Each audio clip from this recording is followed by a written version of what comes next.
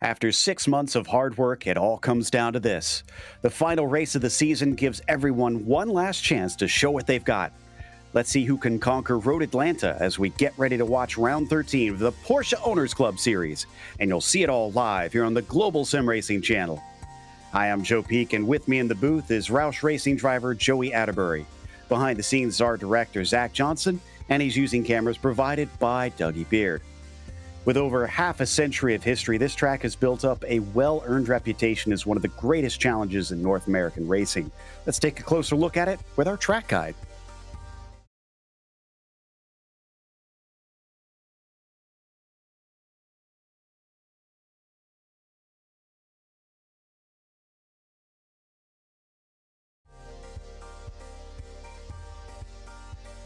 And apologies, had a little bit of a technical glitch, but we at least can go over the track map. Joey, this place is a roller coaster of a ride.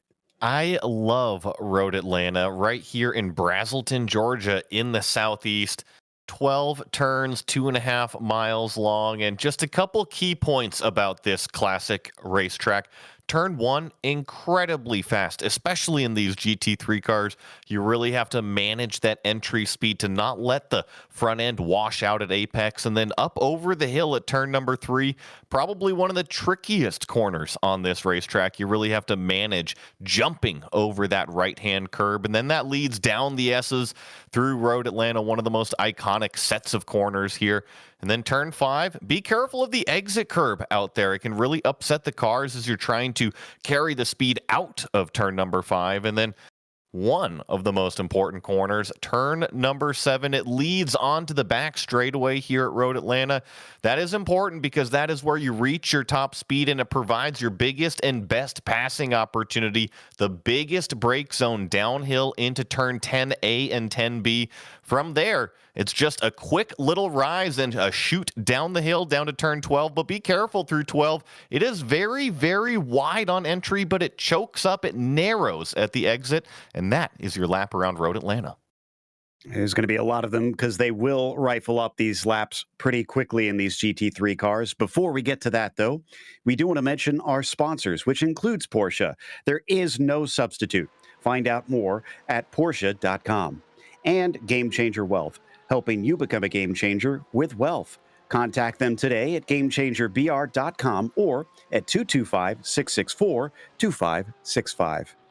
Now, the championship has been decided up at the top of things, but right now it is a battle for second place. Look at this. We have 4 drivers that are able to try and challenge for this one. Roper with the advantage there in P2 right now, but Duncan, Fulton, and Zamora all have a good chance to try and jump him. It could be a little bit more difficult for Zamora far back there, but you never know how things can go in these races sometimes, although I don't think we have Zamora here today, unfortunately, so he might not be able to try and hop in there on that one. But those are your main drivers to watch out for, but Cigar Dewan should have the championship as long as he showed up. And actually, no, maybe actually this will be for the championship for Roper then in that case, because I don't see Cigar Dewan here, shockingly, and he needed to show up today to meet the minimum race requirements. Well, that changes quite a bit, and we'll be talking about that plenty. But first, why don't we go to the race details here, Joey?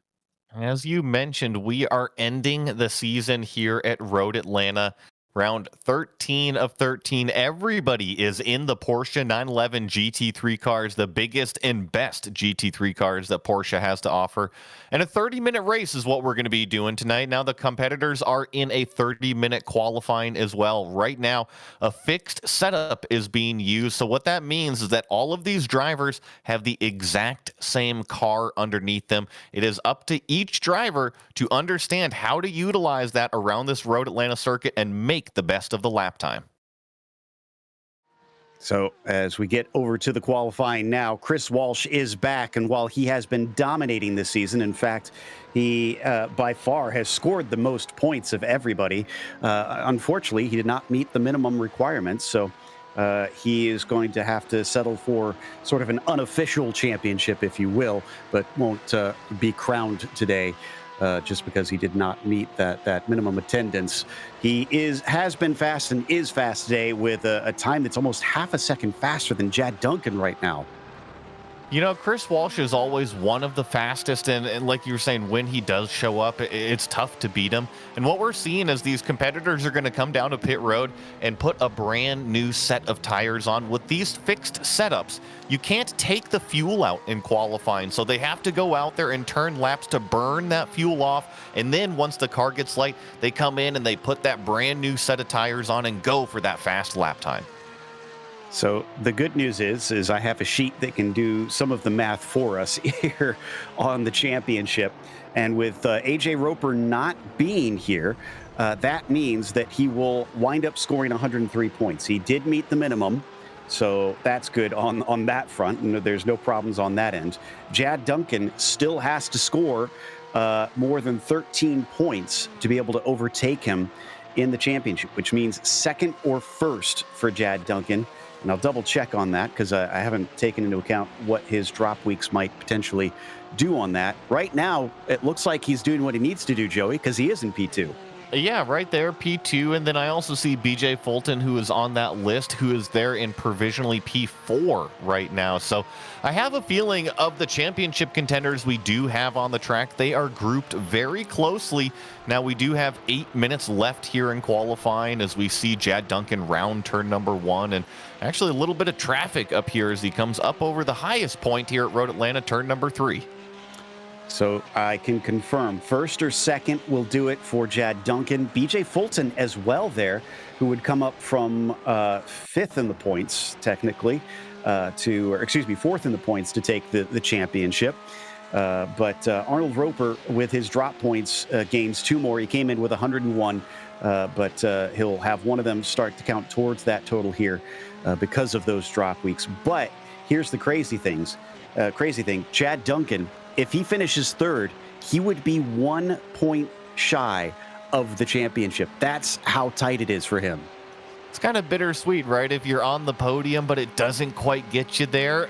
Yeah, it's going to be tough. But hey, second place, that is 1 step better in terms of what you were looking at. I think in terms of the raw speed, he's doing what he needs to right now. But for Jad, last week was his first time on the podium, his first ever second place in this series. So he's got to repeat that here today. It is looking good. That last lap, not an improvement for him, unfortunately. Checking to see here in these last 7 minutes if we do have anyone that looks like they might go quicker. And you see Michael Ost looking like he might be able to improve in that number 73. It's going to be tight as he lost some time out of the chicane. You see the number 73 cross the line there. See what he puts down, a 120.1. So it does not improve, just marginally slower on that lap. And it's always a little bit tough to kind of decipher which one of these cars is on their flying lap versus which one is on their out lap warming up those tires, as we do have 6 minutes left here. And I think we're still going to have some shuffling on that board.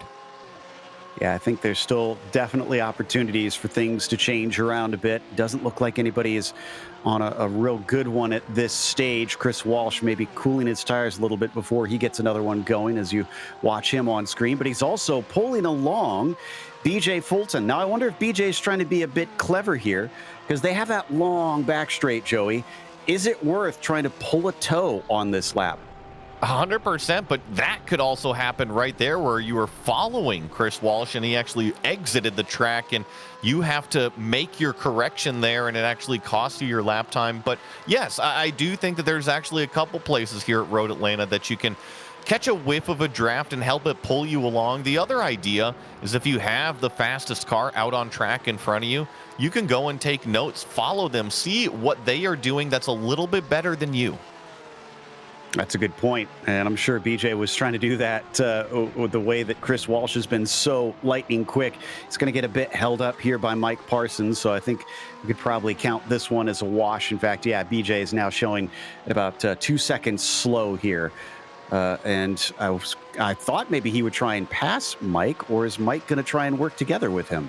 I think I saw BJ Fulton lift off before going into turn 6 even. So I think these two might even just kind of be posturing on who wants to set this lap up, or if BJ is just going to enter the pits from here.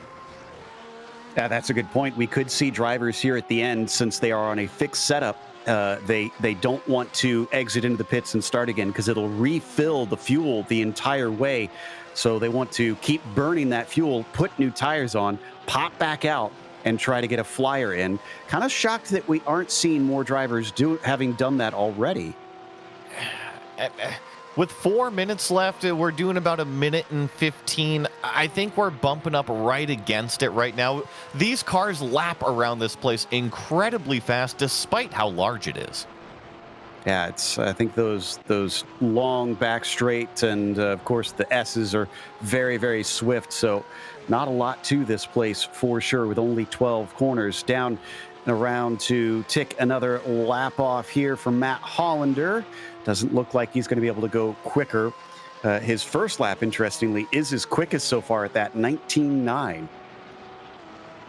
Sometimes you're just got a fresh brain and that works the best out there. But I think when the rubber gets laid down, you just got to go get in the rhythm, get in the groove, get that light car. And especially here in iRacing, the lighter the fuel load, the faster the car definitely gets. You combine that with a few factors, like maybe even a catch of that draft like you were talking about with BJ Fulton earlier.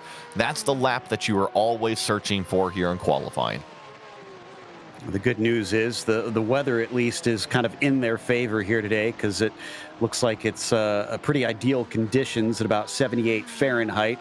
And at least on the track surface, not much wind as well to upset the car. Don't think Chris is going to go quicker this time, and he does not.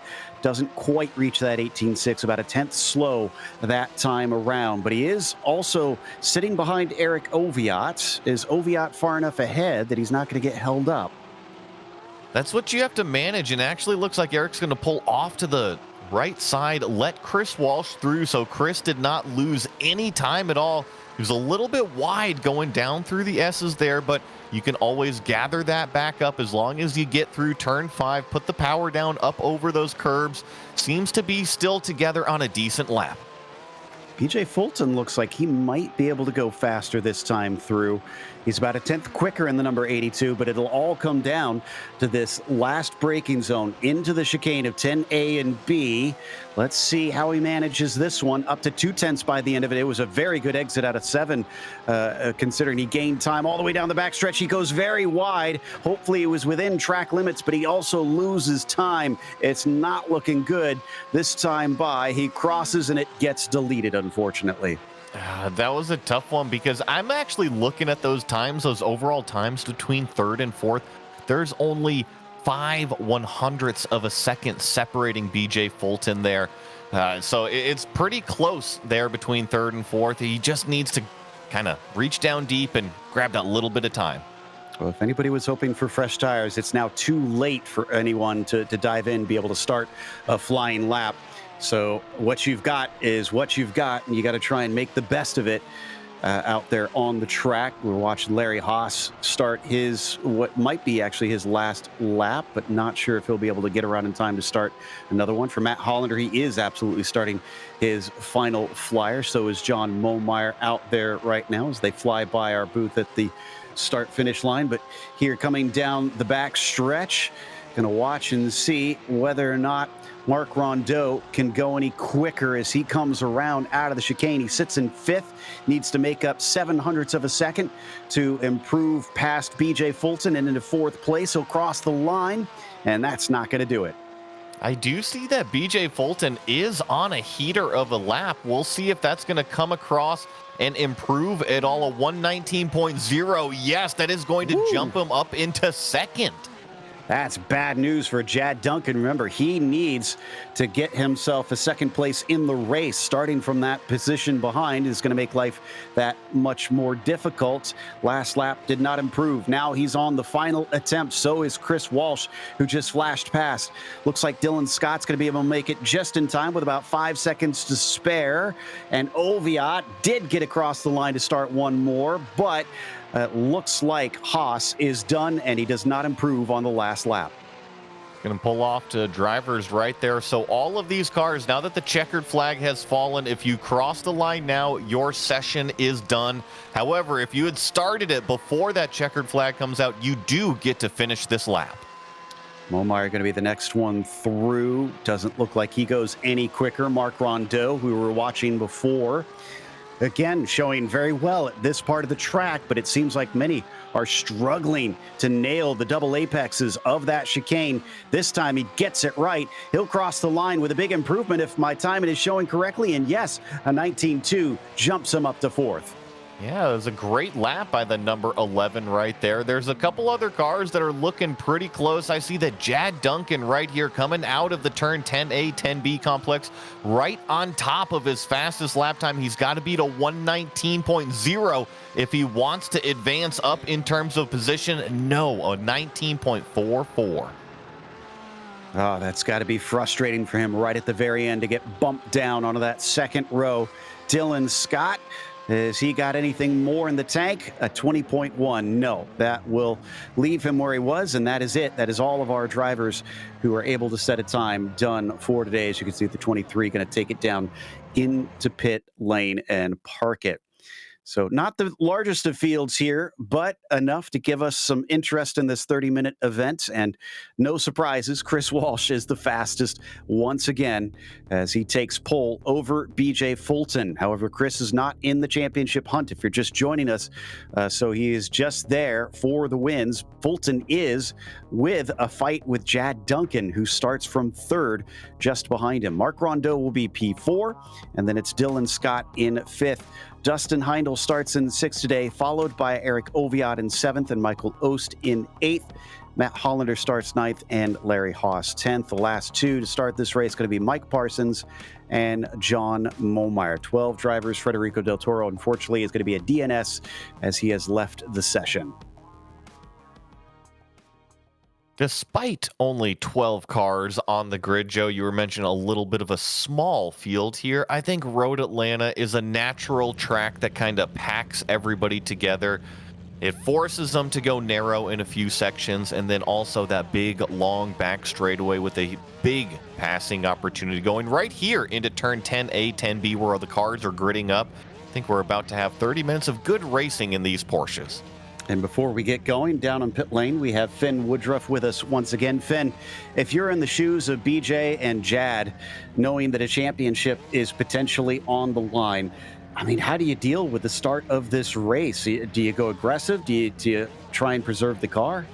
I believe there's either two ways. You either go aggressive from the start, try to secure a very good second position, try to keep up with Chris Walsh as best as you can, or kind of hang back a little bit and get that late pace by keeping the tires under control and keeping that everything just kind of locked in for that consistency over those laps.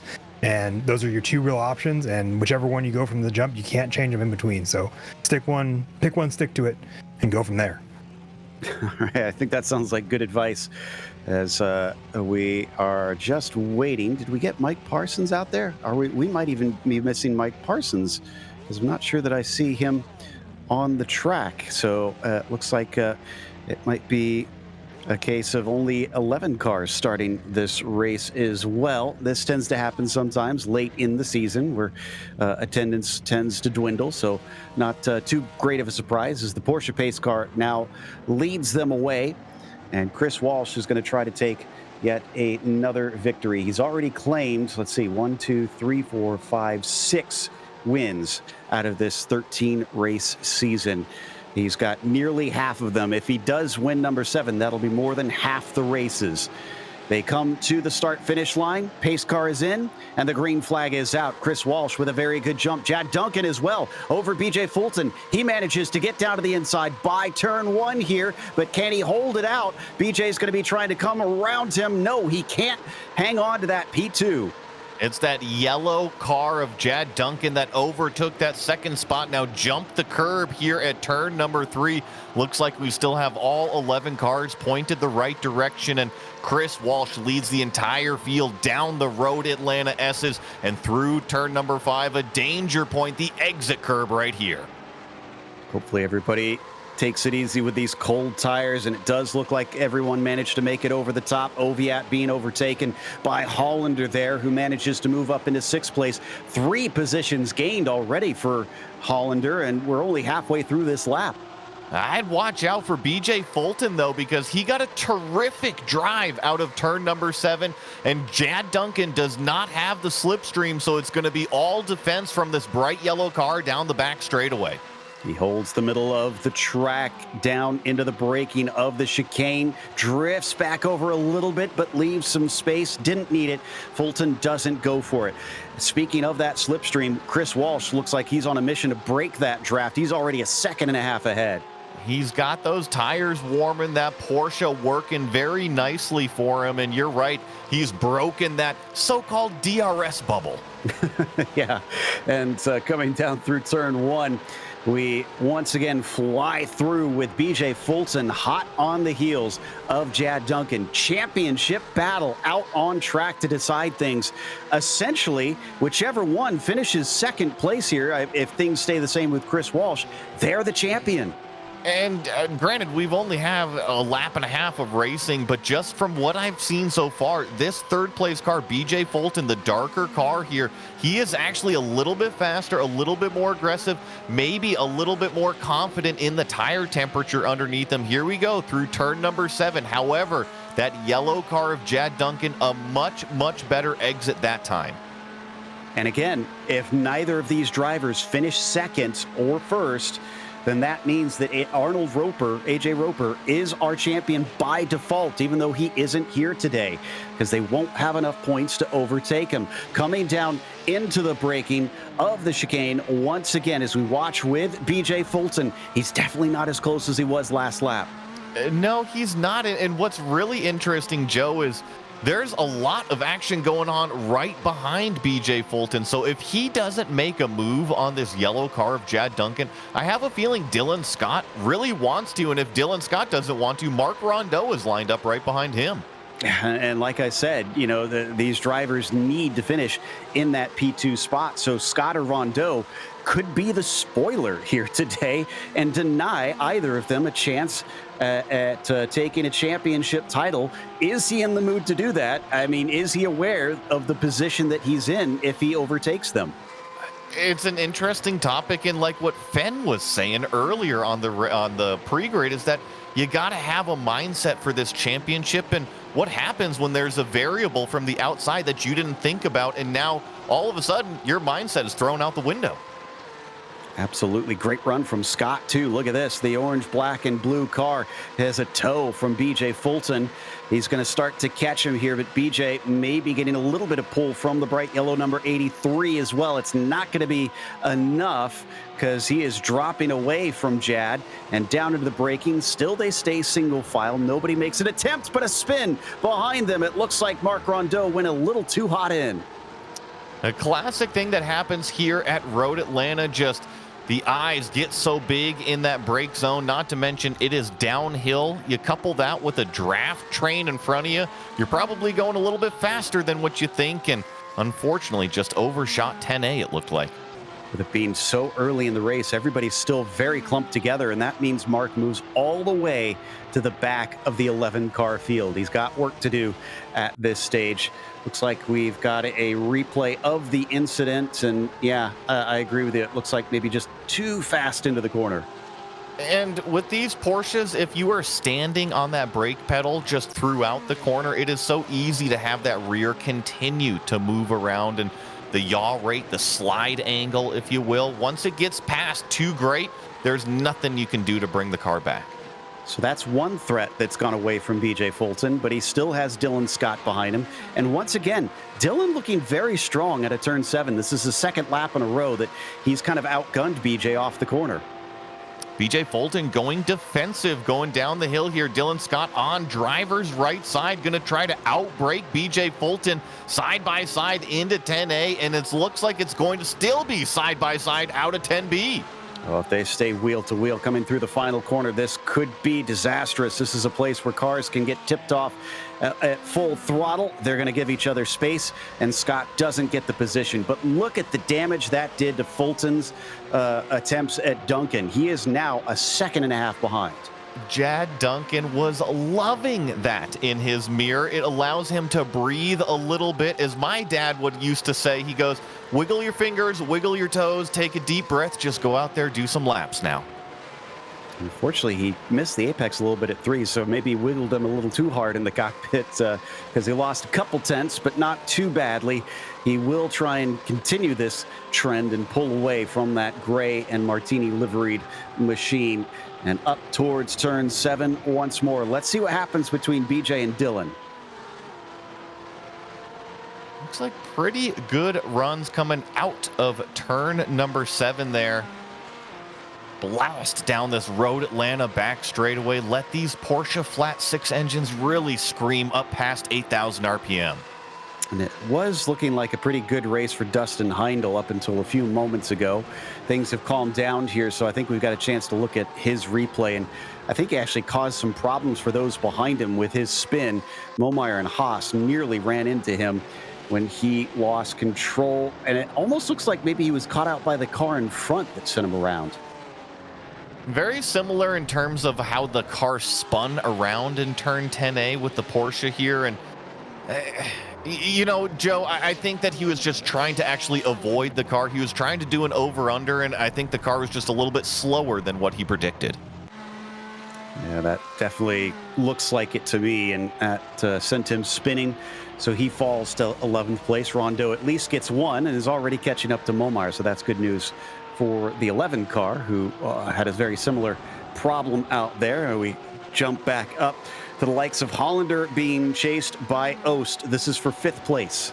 I'm happy we covered this one while it is still close here. Matt Hollander, Michael Oost, Eric Oviatt. These are the 3 cars, 5th, 6th, and 7th place. We're coming out of Road Atlanta turn number 7 right now, so we'll see who can get the best slipstream. Doesn't look like Oost is quite as quick as Hollander right now. This is fixed setup, so it's all down to that corner exit. And he's starting to pull him in, but I don't think there's enough straightaway. So that 73 is going to have to try again a little bit later.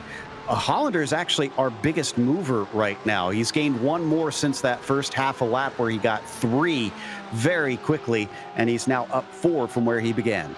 I tell you what, Matt Hollander was a little bit early on that brake pedal. I think it caught Michael Oost out. It almost got to contact between those 2 cars there at turn 10A and 10B. It's going to have to be careful there. That is a big-time compression zone, and with how fast these cars can go, you just have to be careful on which brake marker everybody is using. Look at Eric Oviatt now starting to put the pressure on, too. Oost is maybe having a bit of trouble here at the start of the lap, slowing him up through turn 5. Who's going to have the good exit over this blind crest? Look at him bounce over that curb, and that was a much better run for Michael. I'm really happy we haven't seen any casualties over that turn 5 curb yet, Joe. Usually that one, it really bites some competitors, but it looks like the shock package on this Porsche just wonderful around Road Atlanta. I may regret saying this because the commentators curse, but yeah, I'm actually very impressed with what we've seen so far. This is a track that bites drivers so easily and can definitely end your race quickly, and yet it's just been 2 kind of simple spins. And trust me, I've spun myself at Road Atlanta on the turn 5 exit curb. I've had a few giant moments out there, so if you ever struggle at turn 5 here at Road Atlanta on iRacing, yeah, it's the real thing. That makes me feel a little bit better because, yeah, it's been my Achilles heel a number of times for sure. Down along the front stretch, still being led by Matt Hollander, holding off the likes of Oost and Oviatt for that 5th position. He's dropped off Dylan Scott, though, not looking nearly as quick as him with a 6-second gap right now up to P4. Still got this battle here. This is that 5th, 6th, 7th place on the racetrack that we're watching through turn 5, up and over that little mini crest here into a short shoot of a straightaway before you got to get down on the brakes one more time, down a couple gears into turn 6, and then probably the slowest corner on the racetrack, the most important corner, turn number 7. Make sure you get on the throttle as soon as you can and don't lift, because it leads onto the biggest straightaway on the track. Weaves up and down over the hills. In fact, back and forth a little bit, as you can see. So the drivers kind of have to meander their way across on the racing line down to the right-hand side here for the braking of the chicane. Almost into the back of him. Offline goes Ost, and Oviat, I thought he was going to be our third spin there in that corner, but he held it. Well managed by all three of these drivers. You saw Ost get in a little bit deep, and then, yes, Oviat got into the door, but it looks like just a little bit of rubbing, maybe some fender work, and that's okay by me. Yeah, traded some paint, and they'll be able to maybe take that part of the car home for a little a souvenir. That's the word I was looking for. Don't know why my brain could not think of that word. A little souvenir for later. But here we go, back up to Jad Duncan. I'm glad that we returned to these two, because it's felt like Fulton has, I think, been reeling him in. In fact, I wonder if we could pull up a lap comparison to see if he's been quicker. I think he has, and you had mentioned that Dylan Scott, he can't hang on the back of BJ Fulton, so usually that's a pretty good sign that number 82 car is starting to reel in the number 83 car. Hey, convenient that they're next to each other on that number list, too.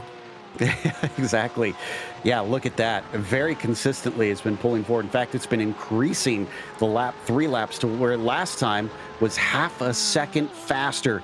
BJ Fulton is back on the horse, and he's got about half the race left to go. Last time he got this close, he wasn't able to get close enough to really attack that we could see. So what's going to happen this time?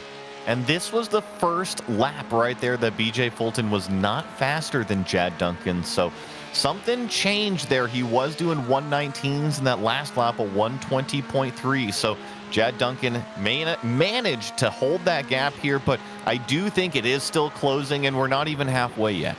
How much do you think the dirty air affects these GT3s at a track like this? Because there are some fast corners here. I think it affects the driver's headspace more than the actual car and the performance itself.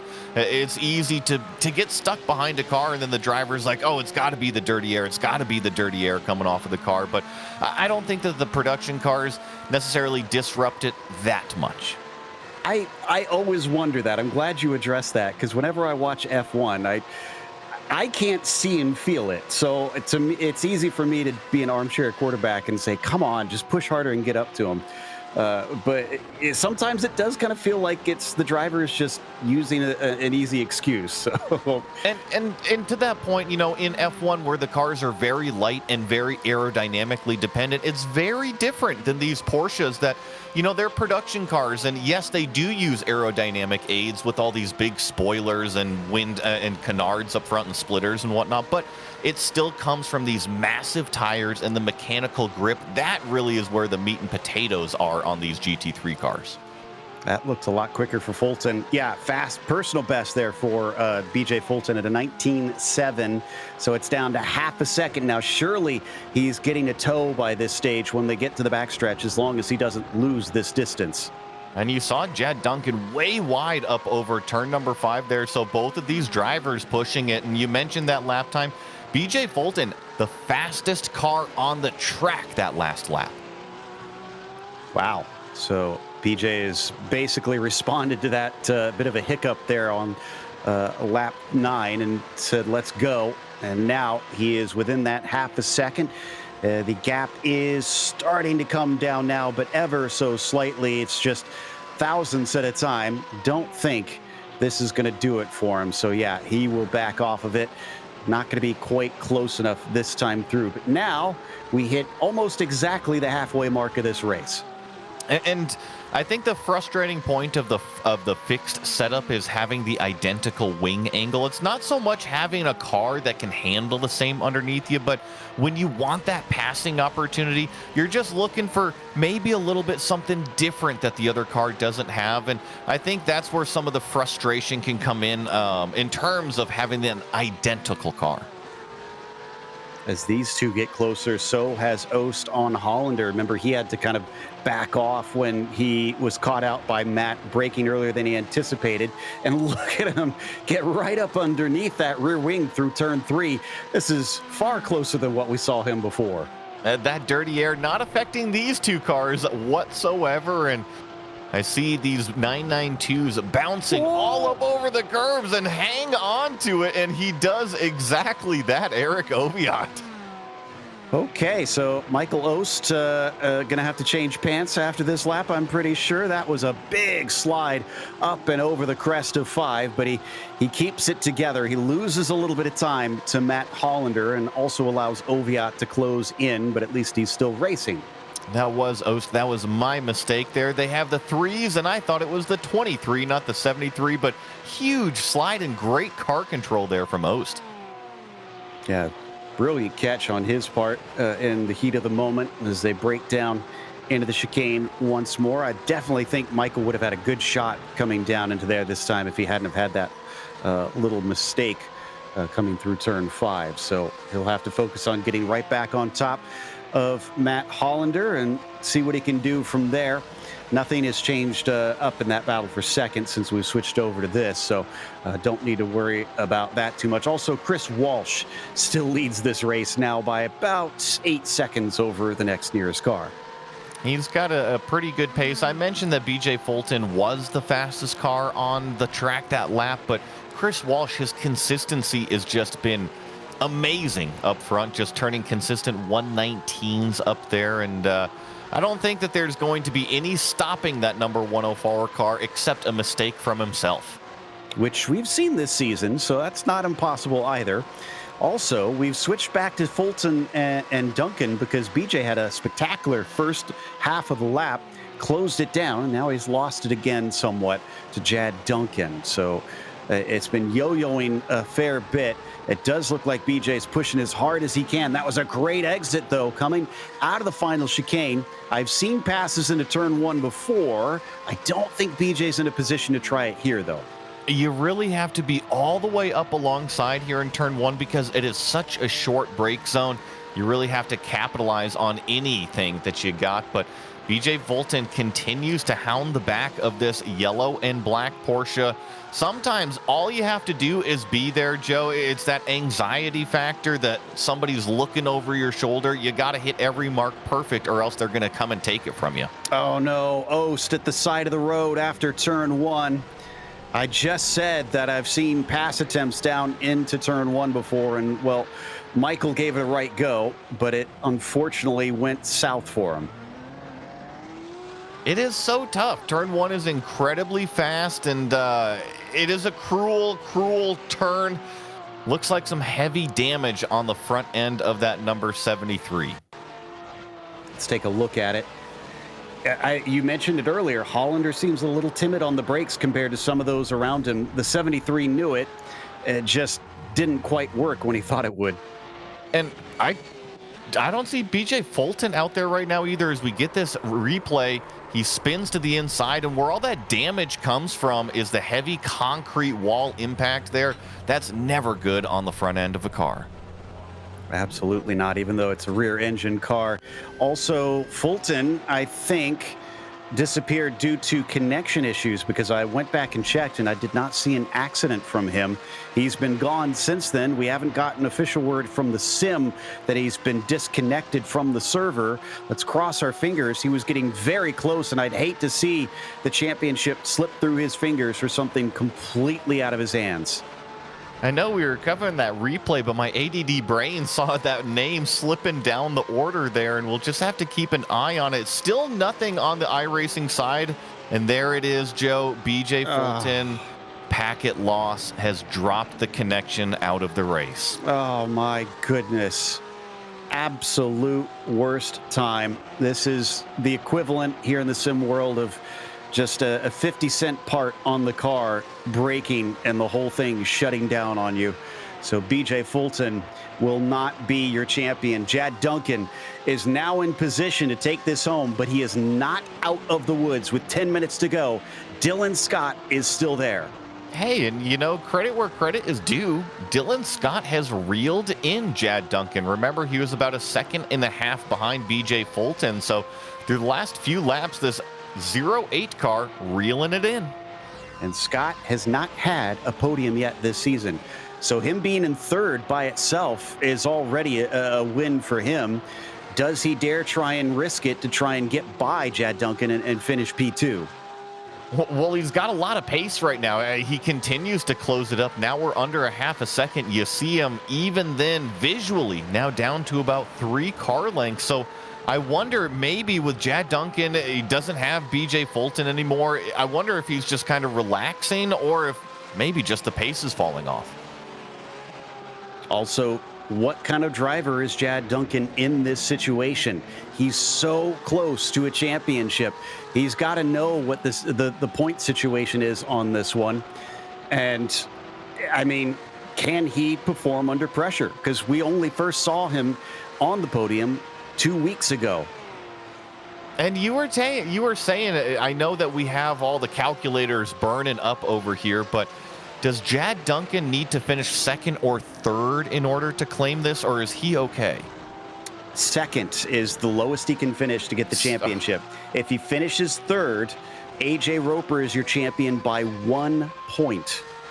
Yes, so you're right. This is continuing to be a very high-pressure situation, and it was a 121 the previous lap, a 120.5. Look at Dylan Scott. He's starting to put the nose in areas, present the car for a pass. Wild stuff, this one. I did not expect the championship to come down to this, especially did not expect Jad Duncan to be our driver that would be champion by the end. We had gone over the permutations. We expected Cigar Dewan to be here to try and fight for that. We expected AJ Roper to be here to try and fight for it, but things have been thrown for quite the loop.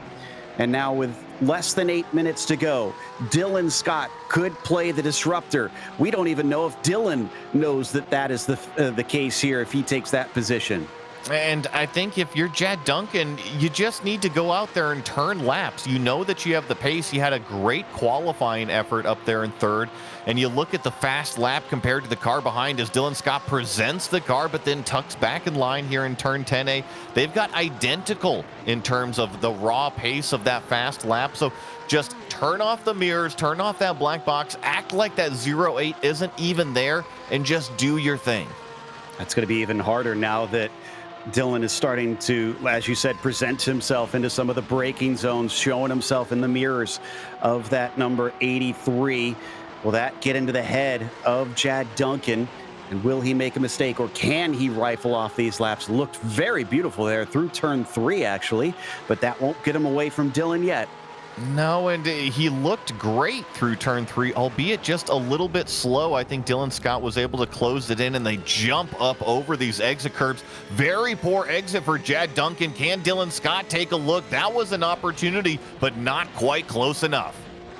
Oh, he's right there. If he gets a good exit coming off of turn 7, he'll have a great shot. He's much faster through the corner, but he gets balked and he just slips up into the grass. But I think he's still close enough that he's going to pull a great toe off of that yellow and black machine. Will he try and make a pass down into the chicane, or does he not feel confident enough from this far back? He's just a couple car lengths behind. He shows himself once again. Ooh, a bit of a defense this time, though, from Jad Duncan to try and dissuade him, and they're going to stay in position. In the meantime, farther down, it sounds like Fenn has caught some sight of one of the drivers that is trying to fight back here. Yes, Rondeau, early on, taking that spin through 10A and 10B, has just clawed his way back up with raw pace and just keeping the lap consistent. Busy trying to make a pass over on Oviatt to try to catch up and keep moving forward to keep climbing back up from where he was at the start of this race. Just about had it, but Oviatt said, no, you will stay where you are for now. You got to work your way to get into the top 5. If he does that, it'll only be one position down from where he started this race. So Rondeau will just about have made up for his mistake, although I'm sure he would have been even higher up the order if he hadn't have spun that based on what this pace is implying here. Looking like a good battle here up through the S's into turn 5, both of them just slightly off the apex. Oviatt, yeah, was just a little bit wide coming down the S's, but both pretty identical through 5. And I always talk about turn 7. It is the great decider here at Road Atlanta. A very, very slow entry. Don't jump that apex curb and put all of the power down coming out. Looks like Rondo is in a good opportunity to possibly make a pass here in 10A. Okay, he's very close to him. Let's keep an eye on this to see if he's going to try and poke his nose and get this one done. Last time he had a try at it, and he's going to have to maybe do it from the outside as there's a defense. Oh, he gets into the back of him. Both of them slide wide, and that's going to be frustrating for both parties. Sometimes it happens, but they are both still pointed the right direction. The other thing that I can say is right here, Dylan Scott has closed it to the back bumper of Jad Duncan, and this just happened in the matter of the last couple of corners. They've still been about a half a second, but Jad Duncan just had a little bit of a slip up. That allowed Dylan to get right to the rear bumper, but there's very few places to pass in the first half of the lap here at Road Atlanta. So we watch them come through turn 7. He tries to square off that exit. This time he keeps the wheels from going off into the dirt, but he's also not nearly as close as he was that time. That's not looking good, honestly, at this stage. I think he's got to be a little closer. I agree. We saw Rondo go from way far back, and unfortunately it ended in contact. Dylan Scott about that same distance, and you see tucks back into the racing line, says, I'm not close enough to present the car all the way to make a lunge here in the braking opportunity. But Jad Duncan, once again, just kind of a poor exit out of 10B, lets Dylan Scott reel it back in. But that's going to mean that Dylan's got to be brave once again, and he shows himself down into turn 1. Doesn't actually try and send the car up to the inside. Look at how much stronger he was through turn 1 as he once again closes ground. Up and over turn 3, they stay single file, but now he's practically pushing him off the corner. Dylan Scott definitely using more of the racetrack. Jad Duncan maybe pinching a couple of these entries here. Could maybe open it up, but I think that's where the advantage from the 08 car is coming from, just a little bit more apex speed. Coming up to 6 and 7 once again, and the laps are trickling down. I believe Chris Walsh is going to get 2 to go at the line. They'll exit onto the backstretch. This is a lot closer for Scott. He's in a great position now. Got to really be careful here if you're Jad Duncan. Which side of the road do you pick? Here at Road Atlanta, it kind of bends to the right around the back straightaway here. It puts you in a natural defensive position.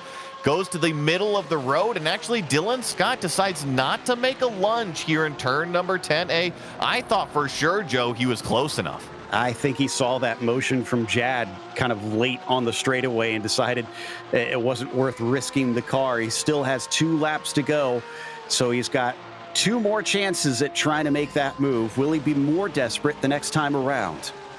And I also wonder if he is aware of the championship situation, because if he is, and if he's racing Jad Duncan clean, then props to this driver right here of Dylan Scott. That's a great thing to do. Absolutely. And again, we do not know if he is aware. So he could, but he might not, and that was a big mistake on his part. He is suddenly miles back from him. Not sure if he just got a little loose up through the S's or what. I think he was, both of these cars, they've been struggling to go down through the S's, and if you're not set up through turn number 5, it can really catch you out. I know you've told me in the past that you have driven GT3 cars before, even though you were mostly in GT4s. Have you driven a GT3 here before? Not one of the current spec GT3s. I've driven one of the old Rolex GT cars with no ABS, no traction control around here, though. Whew, that had to have been a fun ride. Oh, a ton of fun. I absolutely loved it. You tell it what to do, and it just does it. It's amazing. This is going to be difficult. White flag is out. 1 more to go, and Scott has lost the ground that he had gained. Chris Walsh, we hadn't shown him much, but there you saw a flash of him on screen. He's just been cruising. He's now 17 seconds ahead. Yeah, going down the S's for the final time, around turn number 5 here. Just stay nice, smooth, and consistent. Keep doing what you've been doing for the previous 30 minutes, and you'll collect another checkered flag. Yep, he's collected a lot of those this season. Last time out, he was our winner once again. In fact, I think the only race that he didn't win that he showed up for was at Willow Springs, our endurance round. Otherwise, he has been your victor pretty much every race. And as we come down the backstretch for him, they're entering that, and it's gotten a lot closer between Scott and Duncan. We'll go to that in a bit once we see our winner cross the line, as through the chicane, Chris Walsh made this one a walk in the park here in Georgia. Victory for the 104. Dylan Scott is in the slipstream as we watch him cross the finish line here, but Jad Duncan covers him off here in turn number 10A. All the yellow car has to do now is accelerate out of 10B. He can see that championship. All he's got to do is round turn 12, Joe. And he's going to be able to do it. Unofficially, your champion for this season is Jad Duncan in the Porsche Owners Club Series. We asked whether or not he could stand up to the pressure, and that was a firm yes. What an answer for him to be able to have to take that and make it happen over a good chunk of the race. He proved himself today. As we got a battle farther back for position, this is Haas versus Ost. Larry Haas defensive on the inside. Michael Ost trying to go around the outside here. Looks like Larry Haas is going to hang on to it. And I believe that's BJ Fulton that's going to get into the back of him here on the final lap. Unfortunately, heavy damage here for the number 73. I don't think it's going to cost him any positions, though. No, it doesn't look like it. And Fulton had returned to the track laps down after he had his disconnect. So he just wanted to finish the race, which I love to see. That sort of always makes me think of Nico Rosberg in 2014 when he lost the championship because the car was losing power, and he begged the team to let him finish the race, even though he knew, that the championship was over. So that is going to take us to a quick break. We'll try and sort things out, see if we can get some confirmation. But don't go away, because we'll have the unofficial results as well as driver interviews coming up. Racing isn't easy, but experiencing it is. iRacing puts you in the driver's seat with the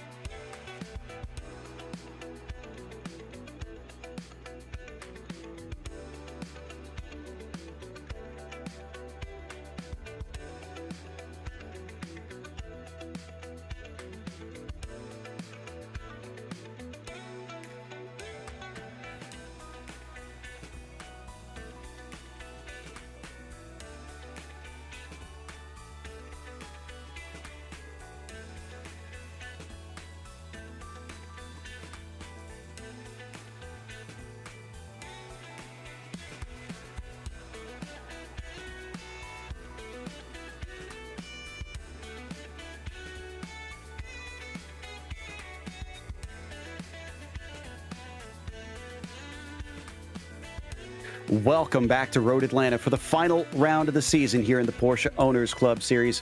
Also, our sincerest apologies. We had a bit of a mix-up on the number of minimum races, and Cigar Dewan did make the minimum number, so he was already the champion. However, Jad Duncan was fighting for second in the championship with AJ Roper and BJ Fulton, and with that second place, Jad sealed it here today. Still a very worthy drive. AJ will wind up third in the points on that one. And there is the race results with Walsh, your winner, Jad Duncan in second, and Dylan Scott finishing in P3. Also, credit to Dylan for an excellent race. Matt Hollander, too. Once he had that amazing start, he kind of had to play defense and did that all race long to take fourth, as Mark Rondeau was P5 and Eric Oviat was sixth. Dustin Heindel finished seventh today, followed by Michael Ost in eighth and John Momeyer ninth. Larry Haas sneaked through to 10th, last one on the lead lap, with Fulton finishing a lap down, unfortunately, with his connection issues, costing him a chance at second. So first up, let's talk to our our winner, actually, Chris Walsh, who took home many a win. In fact, only didn't win in one of the races he attended here this season. Chris, what an incredible stats run that you've had, even though it wasn't a championship run, only not winning a single time. Yeah, it was a fun season. I had a good time. I actually didn't even realize when I got it. I started a little late in the season. I didn't realize there's a minimum race requirement. I just figured I was behind the curve anyways. But nonetheless, I had a good time. The guys are all quick and clean, and so it was a lot of fun to go racing. And I've already signed up for next season, so I will attend as many races as I need, and hopefully come back and win the whole thing. I would definitely be willing to put some money on you doing that. Now, that's if we don't have guys like Tom Layton challenging you, though. But you certainly looked fast. Today looked like once you took off and broke that slipstream, that was it. Yeah, I actually was just kind of working on consistency. So I was trying to do all my laps in like the mid 119s. I just kind of used I'm pretty fast here. Most of my real world laps, I'd say over half of them are at Road Atlanta. So I really love the track and I'm comfortable. So yeah, I just kind of use it as, I guess, a full practice session in some ways, but still fun. And any mistake here is usually the end of your race. So there's always a chance that you make a mistake and it's over.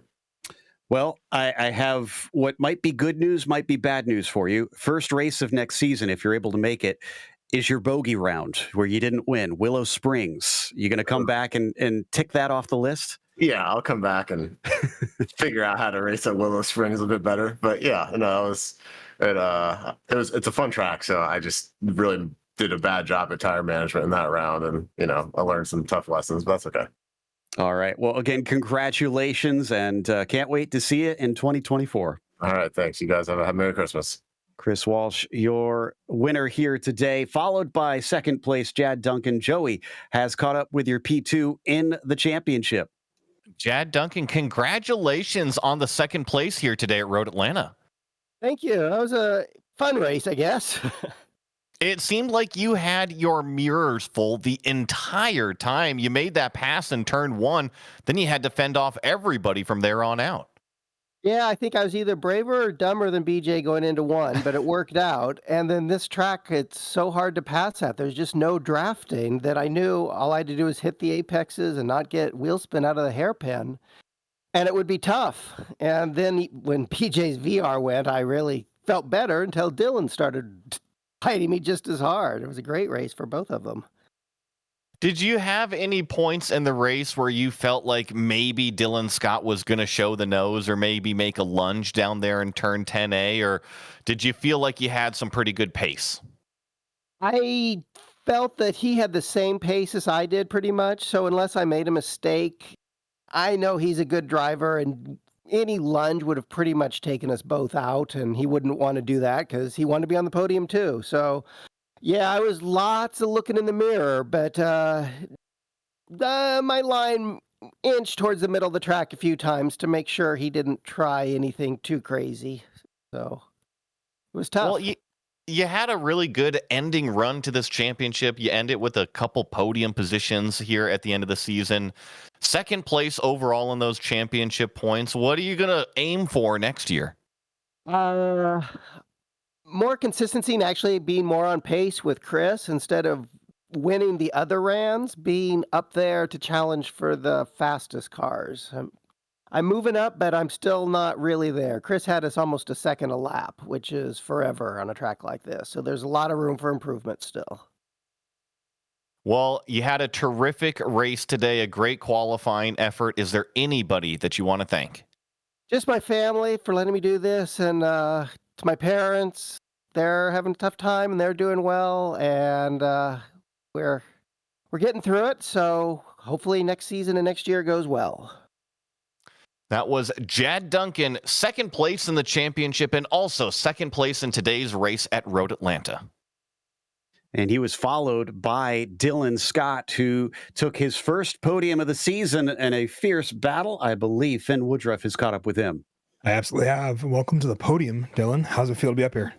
It feels good. Thanks for having me. I didn't want to go through the whole year, and you guys keep calling out my name, and I didn't get a chance to call out your name. So thank you to GSRC for putting on a good show and making us look good. Absolutely. Now, going into this race, did you know about the position for the fight for second place that both Jad and BJ were all fighting for in the championship standings? I mean, I did because I maintained the championship standings, so I kind of knew it. But I also realized I didn't want to do a 0 to 0 and try to throw it down the inside of Jad. Jad's such a nice guy. And of course, BJ said I had to give him a shout out because his VR went out. But little does he know, I was over there this afternoon messing around in his garden. So he can be mad at me tomorrow, but I'll give him the shout out today. So yeah, first podium, I'll take it. Any way I can get it. Alrighty. Anyone you'd like to thank up here? I mean, as I said, I'd like to thank you guys for putting on a good show. I'd like to thank the POC. I mean, everybody in the club has been super helpful, get me up to speed. And I give a shout out to my boys, Nico and Luca, and to my little baby girl, Aurora Sophia. She's my love. Alrighty. Well, that has been Dylan Scott, our P3 finisher on the podium here. And that brings us to Matt Hollander, who appropriately finished fourth, but we wanted to talk with him anyways, because Matt, you're one of the series organizers that helps put this whole thing on, do a lot of work with the Porsche Owners Club series in the real world as well. 2 seasons this time. This is the first time I think we've done that with the POC over the course of the 1 year. How does it feel to see both of them go off in such great action out on track?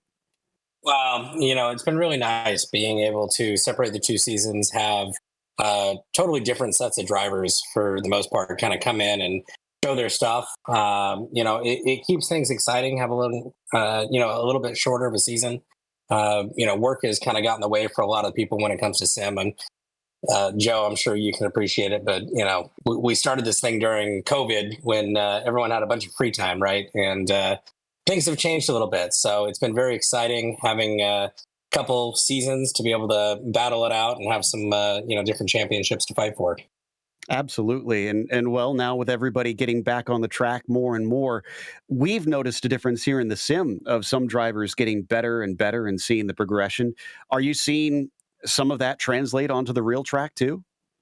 Well, my goodness. I mean, a lot of the guys that spent some good time on the sim, John, the club president, for instance, I mean, he has gotten immensely fast in our super competitive spec Boxster class over the last year and a half. And, John's not in here to attest to it for himself, but I believe he could probably say that a lot of it does come from the sim. And, growing up as a sim driver and getting into a real car, it was a good passion to kind of create this league. And, I haven't had the time to be able to practice and, spend the time that I'd like to with the league. And man, these guys have gotten fast. Well, I can't thank you enough for all the thankless work that you do to help make sure that this thing runs. Obviously, sometimes I'm sure it can be a bit of a headache, but is there any track that you're looking forward to next season on the schedule? Well, Sonoma or Willow. I don't know if we have Sonoma on the schedule for next year. I've had to step away a little bit. Big shout out to Dylan, Scott, BJ, John for kind of taking the reins on the league here for the last part of this year and making everything organized. But Yeah, I would say Willow or Sonoma, maybe Laguna. Some of the stuff that I've gotten to drive in real life, that gets me excited. I can understand why. Well, again, a huge thank you from myself and everybody at the team, and we look forward to 2024. Hey, we want to thank you guys for broadcasting this, and we look forward to a very successful year next year. Great stuff. That was Matt Hollander, who comes home with a 4th place today out on track. Excellent run from 9th out on the grid, which is going to wrap us up not only for this show, but for the season. Of course, as always, with thank yous to our sponsors, including Porsche. There is no substitute. Find out more at Porsche.com. And Game Changer Wealth, helping you become a game changer with wealth. Thanks to the team today, Joey, Zach, and Dougie, as well as Finn. Make sure to check out our social media, our website, and our merchandise store. And don't forget to subscribe to our YouTube channel as well so you don't miss a moment. Like we said, next time kicks off at Willow Springs in a couple weeks, January 8th at 11 p.m. Eastern. Be sure to check out our other broadcasts that we have listed here. And until next time, race clean, race hard. We'll see you on the track.